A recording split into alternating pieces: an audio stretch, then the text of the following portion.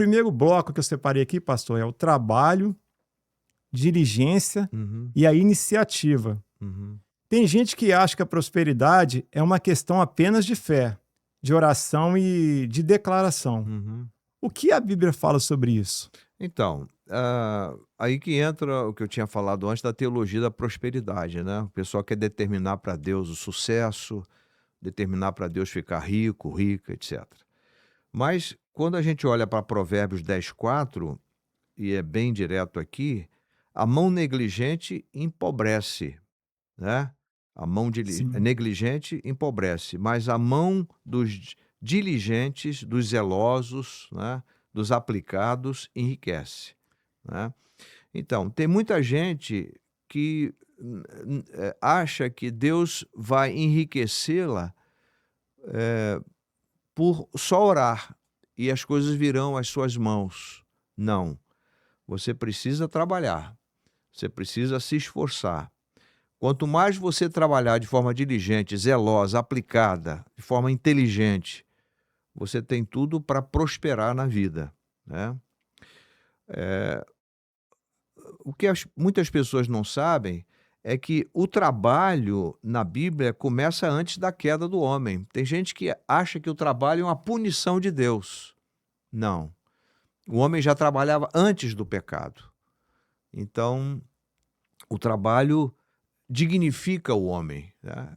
Aliás, Deus trabalha, né, em todo o tempo para aqueles que nele esperam. Nosso Deus é um Deus trabalhador. Seria uma incoerência, um Deus trabalhador gerando filhos preguiçosos. Faz É claro sentido. que o pecado, Adão e Eva, antes de pecar, já cultivavam o jardim, tinham prazer no, no trabalho, mas quando pecaram, aí vieram as consequências, né? E nós sabemos quais são. Uma delas é a preguiça, é a acomodação, né? E Gênesis 2,15, Deus coloca o homem, como eu disse antes, no jardim para cultivá-lo, né?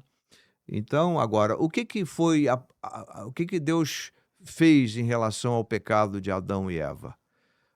O trabalho não se tornou mais prazeroso, no sentido, não era suave. O trabalho agora é com suor, né? O trabalho agora traz consigo a ansiedade, a preocupação, a agitação, a aceleração, que se fala muito hoje, né? Uhum. Então, Provérbios 21:5, por exemplo, os planos do diligente tendem à abundância. Então, é claro que na perspectiva bíblica, o homem, a mulher de Deus, tem aquela percepção: bom, eu vou trabalhar bastante com a bênção de Deus, com a direção de Deus, né, com a orientação de Deus, eu tenho tudo para prosperar. Então, fé sem esforço não é bíblico, não é? É passividade, né? Então, eh, uma coisa é a pessoa ser pacífica, né? Uhum. Outra coisa é a pessoa ser passiva. Então, fé tem a ver com boas obras. A fé, ela não é estéril. A fé, ela é fértil, fecunda, né? Ela prospera, a fé produz trabalho, né, e não o contrário. A fé não produz preguiça, a fé produz trabalho. A crença pode produzir preguiça, mas a fé não, a fé produz trabalho. Por isso que Paulo diz, né? Pela graça sois salvos por meio da fé, e isto, a fé não vem de vós, é dom de Deus, não vem de obras para que ninguém se glorie. Porque somos feitura sua. Essa palavra feitura no original, na língua grega, significa poema, né? Obra de arte. Nós somos poemas e obras de arte de Deus, né? E devemos gerar boas obras e andar nelas, tá? Então, o homem e a mulher criados por Deus e redimidos por Deus em Cristo têm prazer em confiar em Deus e trabalhar muito. Muito bom. Pastor, e qual é a diferença de uma pessoa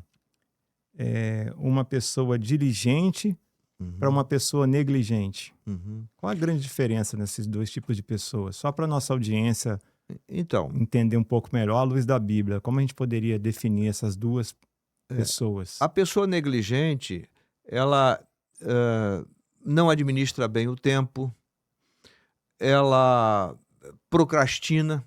Muitas vezes eu sou pego nessa questão da procrastinação, deixa para amanhã o que se pode fazer hoje. Ela não obedece prazos, ela não faz o trabalho com excelência, né.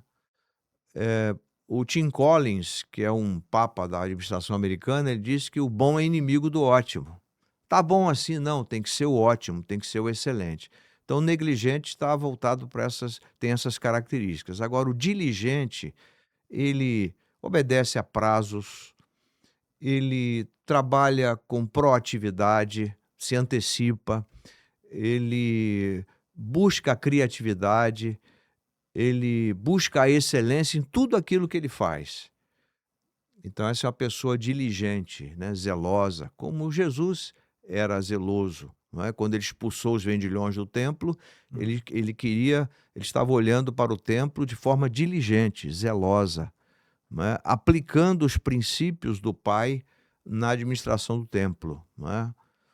Então essa é a diferença básica, né, do negligente para o diligente, o diligente para o negligente. Trazendo para a nossa realidade, a pessoa com diligência, ela agrega valor onde ela está. Sem dúvida. Por exemplo, Provérbios 10:4 diz: "A mão negligente empobrece, mas a mão dos diligentes enriquece", né.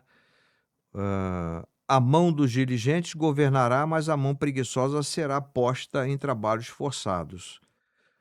O Os planos do diligente tendem à abundância, mas todo apressado tende à pobreza. Então esse diligente que ele é ativo, é aplicado, é zeloso, ele tem tudo para prosperar na vida, né. Esse senhor, que tem uma carteira aí de 5 bilhões em ações, eu esqueci o nome dele agora, o Demarzi, né, eu não Barsi, obrigado. Barsi, ele era engraxate, ficou sem o pai cedo e desde garoto ele começou a guardar o dinheirinho dele e depois começou a aplicar em ações, 50 anos, foi diligente, né. Ele soube aplicar o dinheiro dele, né. Ele foi zeloso, o ativo que ele tinha, ele não deixou parado, ele fez multiplicar, né. Muito boa a sua Né. explanação. E tudo que a tua mão encontrar, tudo que vier à tua mão, faze-o conforme o teu poder, né. E outra coisa importante, Alexandre e nossos telespectadores, né, eh, outra coisa importante, tudo que nós devemos fazer, seja na vida pessoal, na vida da família, na empresa, empreendendo, nós temos que fazer de todo o coração. De todo o coração. Não dá para ser meio coração, tem que ser de todo o coração. Como para o Senhor e não para os homens. Então, se eu quero empreender na perspectiva bíblica, eu tenho que empreender primeiro para o Senhor e dizer: Senhor, tu és o dono desse empreendimento, eu sou apenas o administrador, o economos, aquele que está à frente, né? E o segredo é fidelidade, honra e gratidão, né?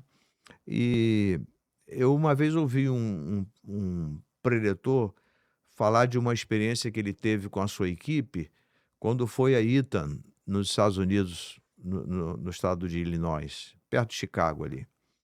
E eles foram ouvir um senhor, empresário bem-sucedido norte-americano, com 200.000 funcionários. E esse senhor disse para eles assim: "Olha, não existe uma prioridade, existe prioridade. Priority." Ou seja, Deus não é uma prioridade na vida do Alexandre, Deus é a prioridade. Não existe outras prioridades, somente Deus, Só uma, né? só uma prioridade, só Deus é prioridade. E se nós temos essa perspectiva de que Deus é prioridade, nós vamos ver as outras coisas com qualidade, com uma percepção madura, sábia, e vamos trabalhá-las cuidar delas na perspectiva daquele que é a nossa prioridade. Amém. Muito boa a sua explanação.